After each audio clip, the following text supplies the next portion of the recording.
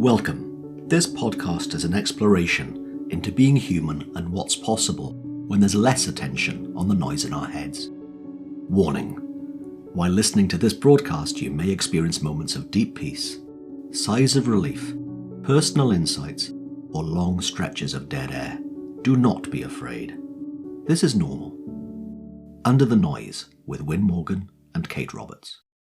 Welcome to Under the Noise. I am Kate Roberts, and I'm here with my co-host, Wyn Morgan. How are you, Wyn? I am well, thanks. How are you? I'm doing good. And today we have our very first returning guest, Steph. Hi, Steph. Hi, Kate. I can't believe I have the honor of being your first returning guest. I'm so excited. It's so exciting. I can't even remember actually what we talked about the first time you were on. Do you remember? I think there was something about story. That's right. That's right. And for those of you wondering what it was that made Steph be the second time guest, is what she paid us a lot of money. Shh, we weren't supposed to tell anyone, Wyn. I pay my way to the top, man.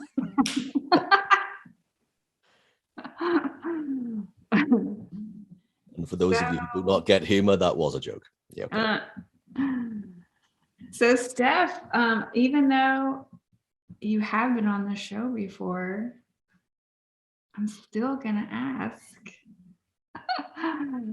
what would you love for people to know about you? I was thinking about that question. I said, I wonder if Kate's going to come up with a new question for me, if she's going to ask the standard one. I would like for you to know about me, that I am just a glorious human mess these days, all over the map. And sometimes this really bothers me. And sometimes I think it's absolutely beautiful and amazing. And I like when I see it as beautiful and amazing better. But I'm kind of starting to see that maybe there isn't as big of a difference between the two as I thought.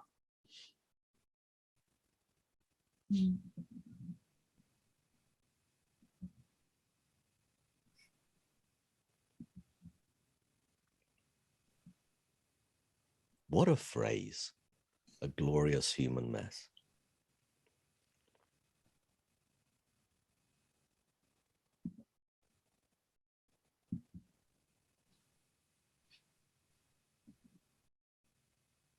I really feel that, Wyn. I feel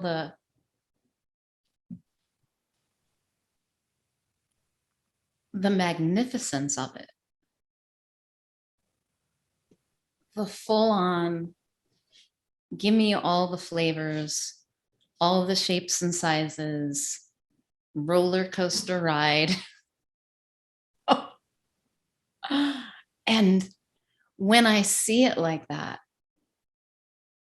it's still really raw and real, but it doesn't have the heaviness of, I have to get this right.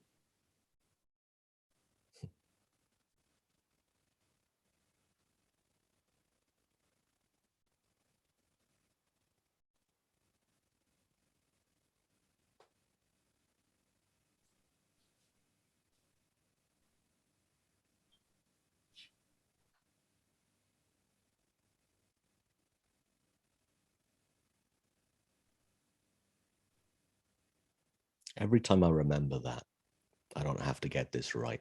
There's always such a relief that comes over me. And whatever this is, I don't have to get this right, is every single thing, my life. Don't have to get this right. There isn't a right. It's just living it. And when I remember that, and the little micromanagement of the moments that I do to myself when I think I have to get something right,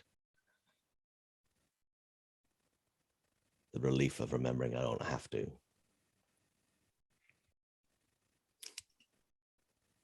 never ceases to amaze me.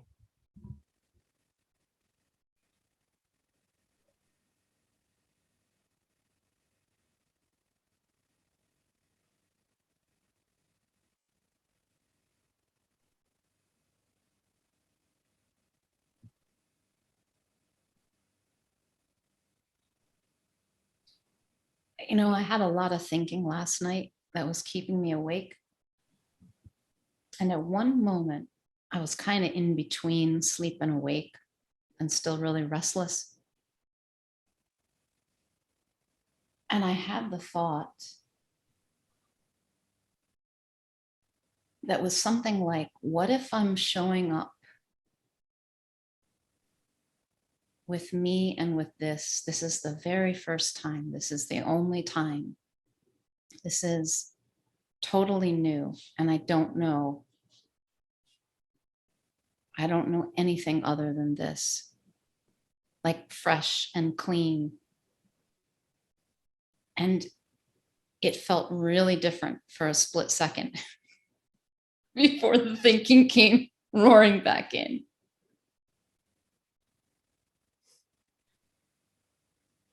That's what I mean. It's such a glorious mess. It's like, oh, because I know the underneath and I know the roaring chaos.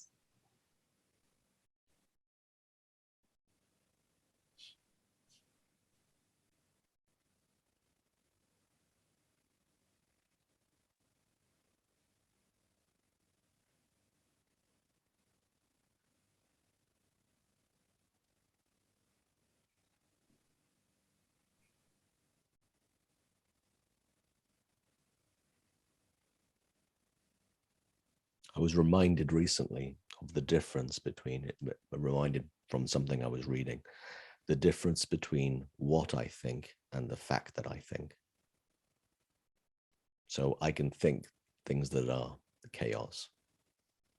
And it's also an amazing thing to then recognize at a different level of seeing the fact of my ability to think chaotic thoughts and to think anything without me having to attach any meaning nor identity to what I'm thinking.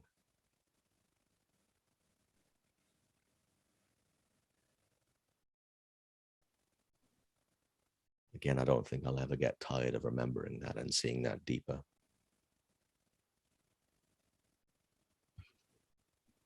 Wyn, what do you think that would look like if that was your everyday experience of watching thought move through without attaching anything to it? In and out, in and out. Or I don't know. it comes up. I don't know which direction thought moves into, but it appears and then it's gone.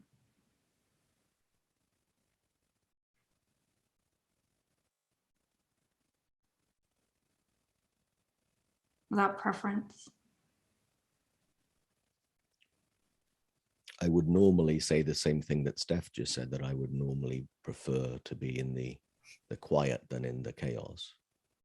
And yet, the chaos is equally as vibrant and as equally as human and equally as experiential as any other part of life. So I don't know, having such a strong preference would be such a great idea, even if it was possible to be quiet all the time. I think it's fine to be attached, because then I go on a memory trip about something in the past, or I go into a future trip about something in the future, or I imagine something different that could be happening now. And it's all in the same realm of being human, in my mind. Now, I forget that, and I get caught up, and I will get worried, and I will think catastrophic thoughts about stuff in the future, and I will give myself a hard time for something that might have happened 5 minutes ago or 5 years ago. So what?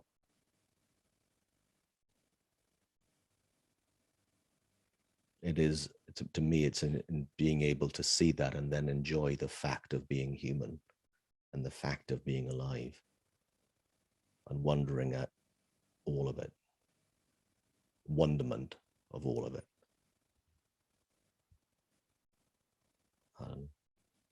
That's what comes to mind now, anyway. But you asked me the question, so I'm going to bat that right back at you.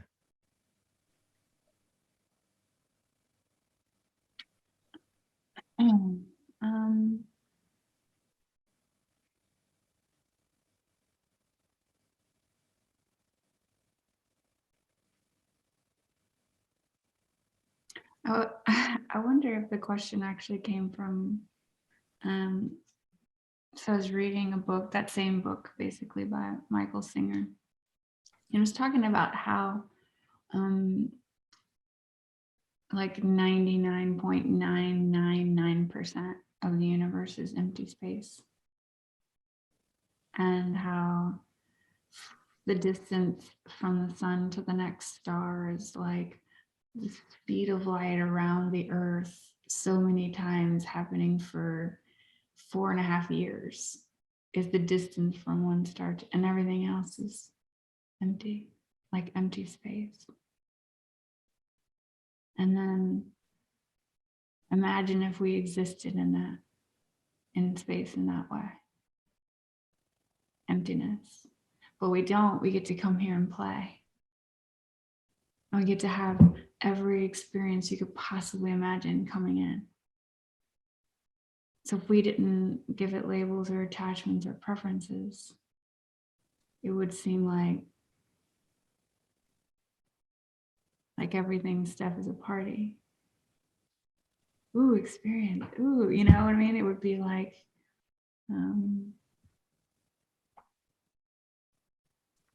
like a kid, allowing it all, letting it completely take over for however long it lasts. It's usually really short, but letting it all in, living experience, and it's all okay.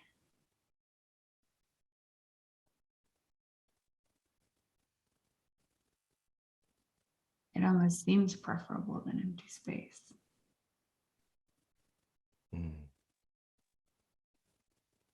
Whatever it is.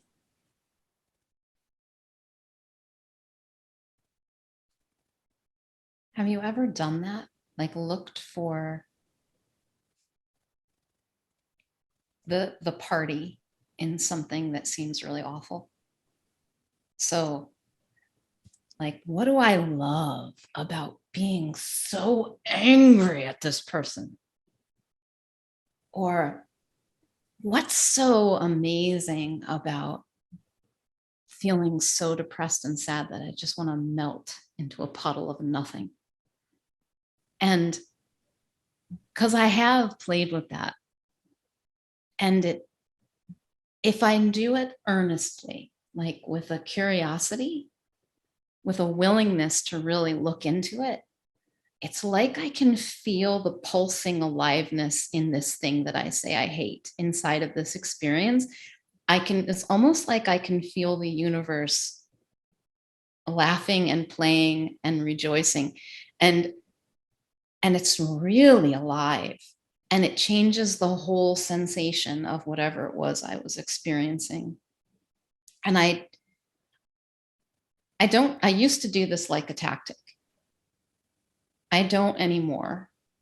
And sometimes it occurs to me because, well, I don't know why. It just occurs to me. And that's when I feel like I have a little bit of a sense of that, just for a minute, of what it might be like to just have all the experiences without preference, without restraint, without needing it to be different than it is, because, oh my God. And what's so amazing about needing things to be different? What do I love so much about needing things to be different than how they are, and struggling and suffering and fighting? And like, I can actually feel as I say that, how that's somehow enjoyable.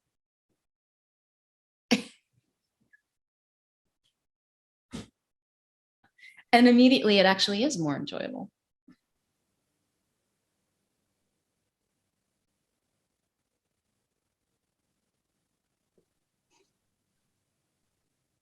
Yeah, to me, it must be more enjoyable because the space of where that question would occur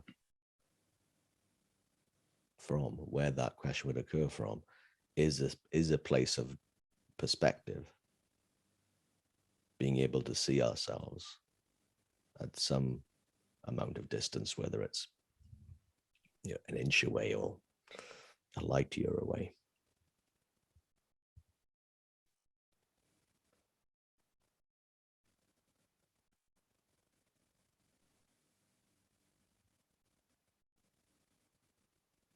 it can't help but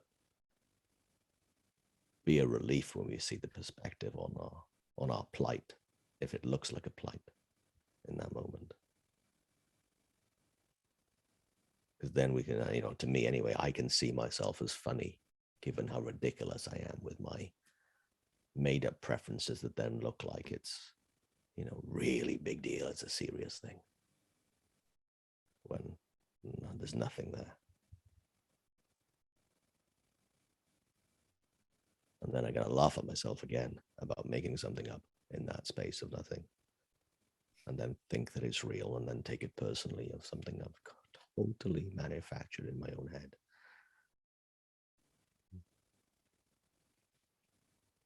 It's pretty clever to be able to do that.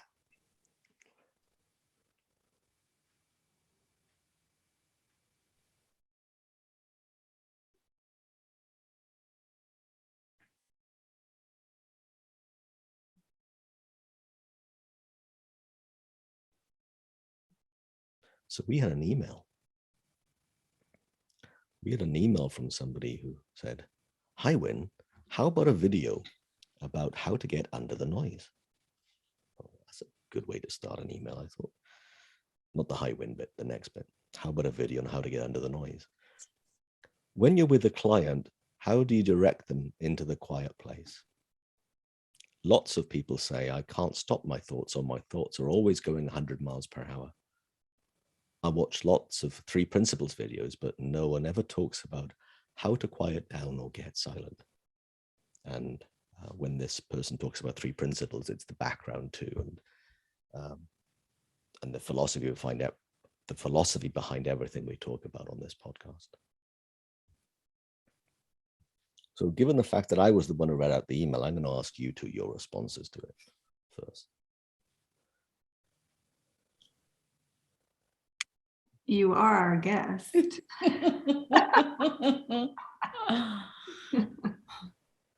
I heard that question and I'm feeling something. I feel my eyes welling up with tears.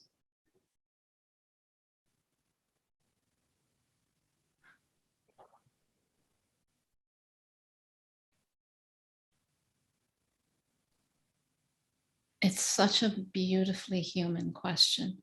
How can I do it? How do I change this? How do I feel better? How do I fix this? And the truth is that there is no how to me, and there are an infinite numbers of hows. The thing that occurs to me that seems to help, but it can only occur when it occurs to me, is to relax, to be with what is, whatever that experience of noise is, to just really be with it. And I think that's it. It's not a doing, it's not a how, it's a being. It's going to our being, the space of being that we are. And I think we've kind of been talking about this already. Now there is this perspective. I'm not lost in what is, I'm being with what is. So there's a space that opens up in that. And in that space, it might occur to me to do something, to drop out of the noise. But I couldn't tell you what that would be until I was there. And I know that's really hard. Sometimes it's hard for me when I'm in it, and I see it when I'm talking to someone else and they're asking me that question. Okay, so how? So give me the steps. Like, what are my steps? Come on, I need them. And when I'm answering that question, I want to go to that space myself and use that to speak from so that it points them there and they can see for themselves, because I think from the inside, they'll have an experience of what it is for them to drop out of the noise. And it will be different for them.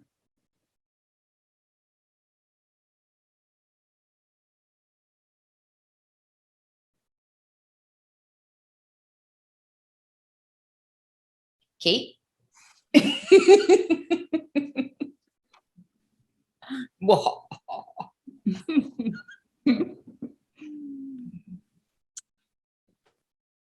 Um,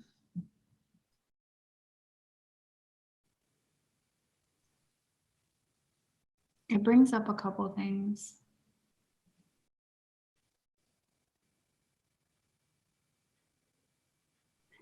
The first thought that I had was something that is an insight, actually, that I had maybe 1 or 2 days ago.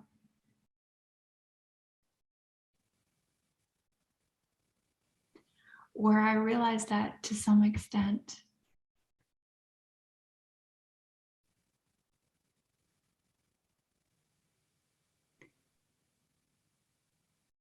I think that there's something that I could say or do, or someone else could say or do, or that I could think or not think,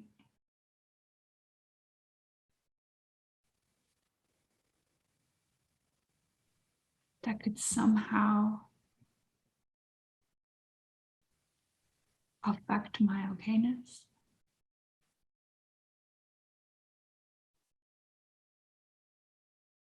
That could change somehow whether or not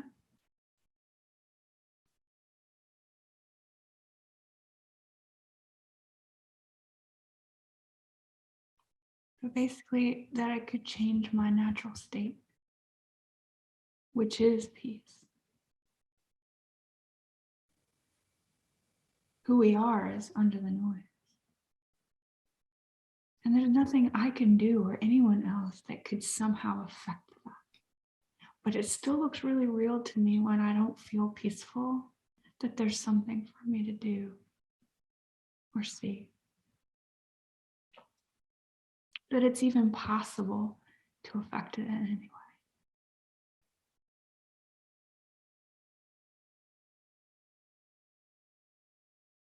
To protect it or feel it. And that's really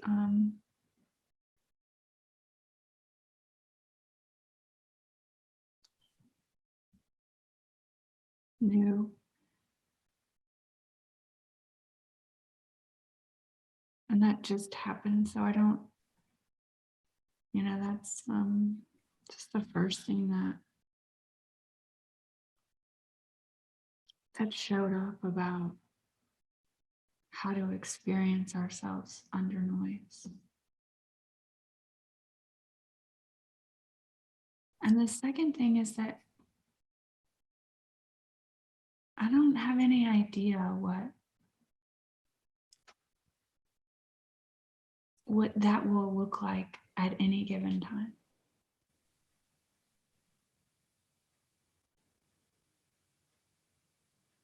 Like sometimes it looks like laughing at myself. And sometimes it looks like gratitude. And sometimes it looks like watching Netflix. And sometimes there just is,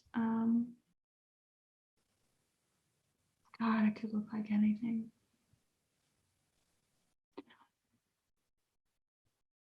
But I know it when I'm in it, when I'm under the noise.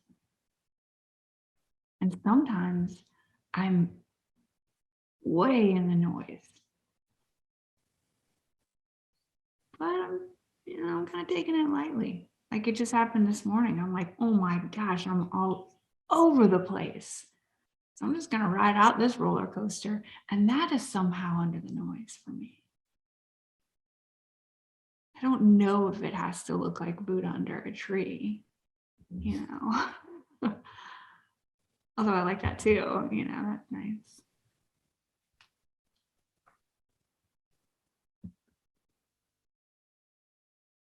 Like, how cool is it that it could really look like anything?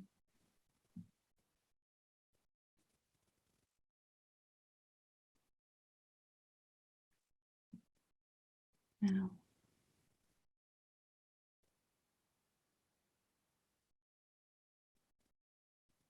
I don't know if that helps our listener, though. That's probably why people are like, what does that even mean? Help me. Help me get under the noise. How do you do it? You know what, though? I would say to that listener of like, just listen. What do you feel? Listen for the feeling. What does it say to you? And there's something in that. I heard so resonantly, we are under the noise. We are that.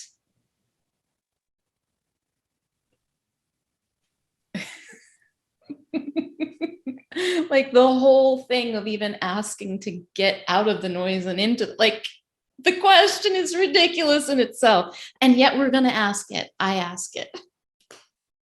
This is why it's a beautifully, perfectly, a gloriously human question. Mm.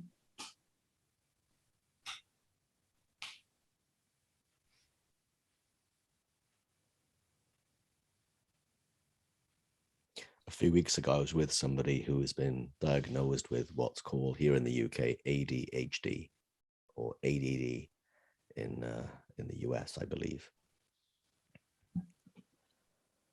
And while I'm in no position to diagnose or undiagnose anyone of that, I know it's possible for anyone to have slower or faster.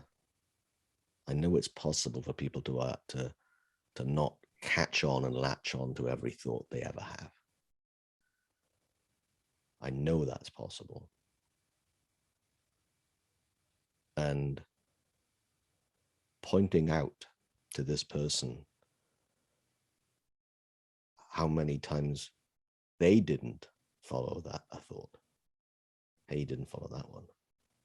You didn't follow that one. It's like, oh my Lord, I've got some agency in this. I don't follow every thought.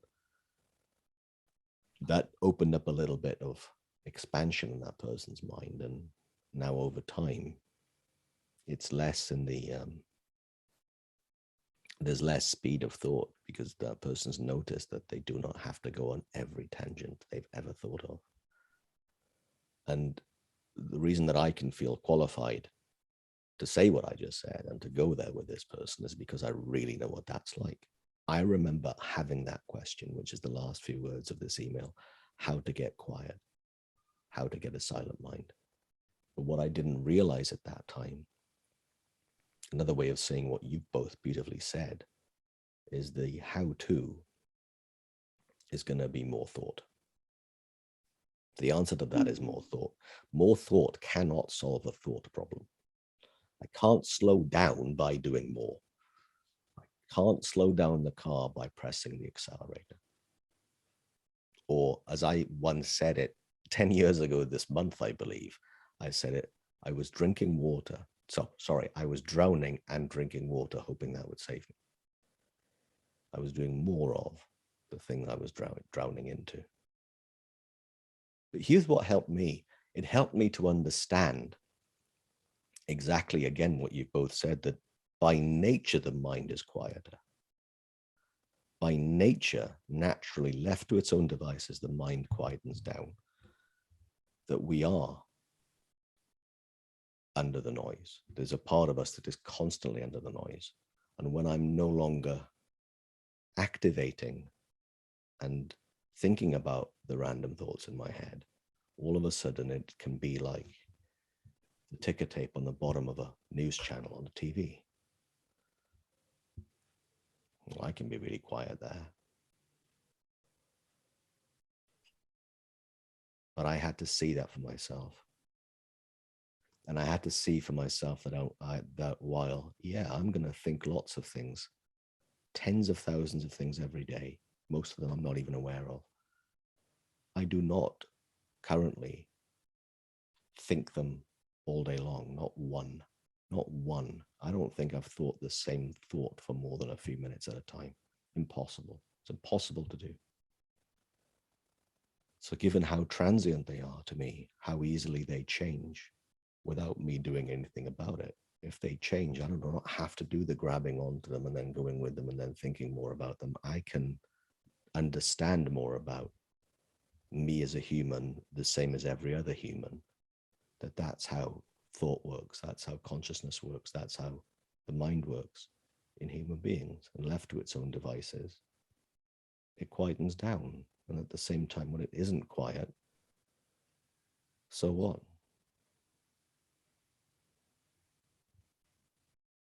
So what? I'm busy right now. Is there another space to be? Yes. Can you do anything about it? To the point that Stephanie, you just said, lots and nothing.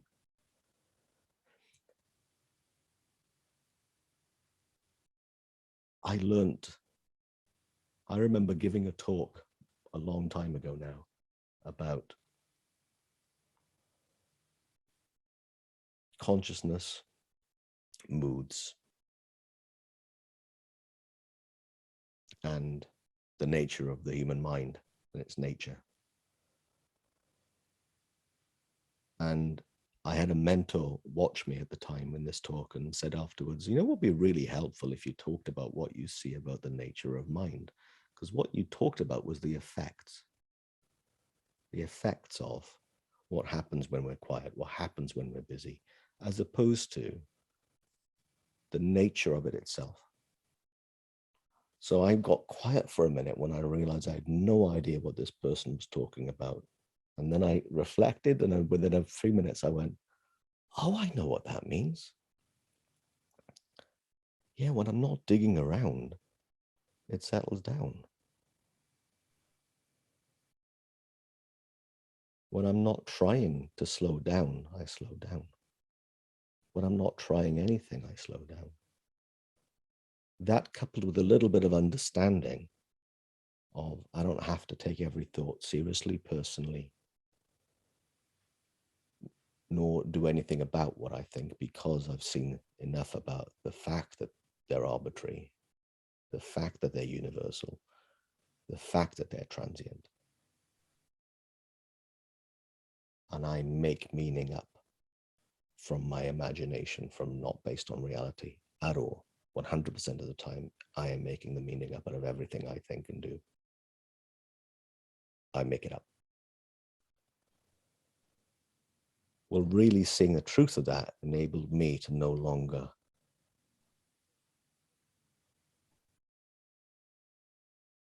spend as much time speeding up.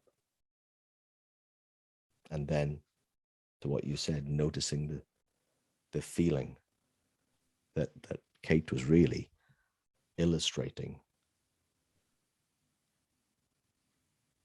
Well, that's what I got in listening to you, Kate. The feeling of what was coming across, and it's that feeling which is so spacious, curious,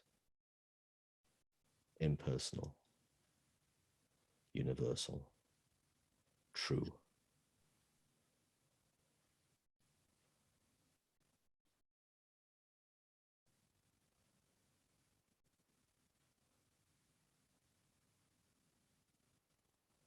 So the point here in the question, when you're with a client, how do you direct them into a quiet place?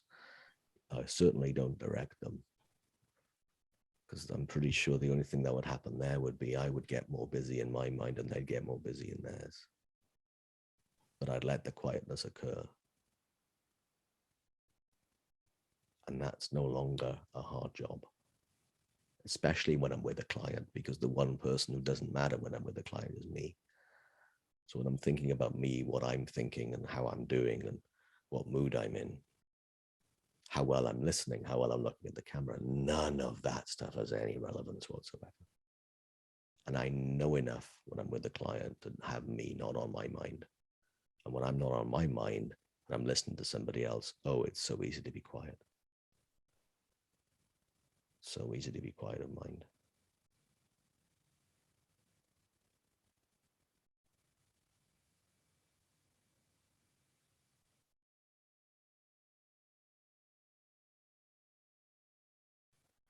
When I had insomnia for 1.5 years in my mid-30s,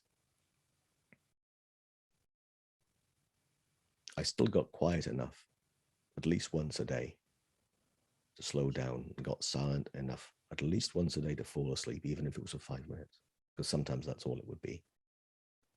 I'd be awake until 5:30, knowing the alarm was going to go off at 6, and at some point between, say, 5:30 and 6 o'clock, I was asleep because the alarm woke me.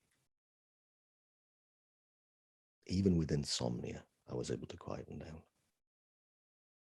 So the reason I bring that up is we all do it without having to think of it. Falling asleep is an example of when we slow down in our minds, silent enough to go to sleep. Now, catching ourselves doing that naturally without, I will now will myself to sleep. We know we don't do that. Okay, we might have nighttime rituals and they're fine. But the key thing is at one point, we do. We doze off. Yeah, we wake up and we doze off. Every day. So it's not an impossible task, and it's something we do naturally. I think it's lovely to remember that.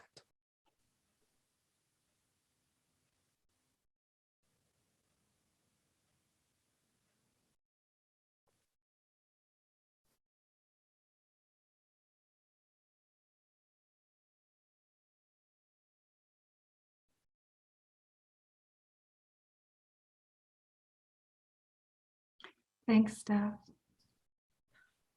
Thank you. Thank you, Steph. And thanks, Kate, always. Wyn. If there's anything else, as our listener wrote into us with a question that you'd like us to cover, please do. Our information's available wherever you're getting this podcast from. And it's also with Kate's voice out that you'll see or hear at the end of this as well. So please do get in touch. And thanks for listening again this week to this episode of Under the Noise. And we'll, I'm pretty sure, be with you again very soon. Thanks for joining us. We'd love for you to subscribe, rate, and review. If you have a topic or question that you'd like us to chat about, email Wyn or Kate at wyn@winning.co.uk and kate@katerobertscoaching.com. Until then, enjoy what's possible under the noise.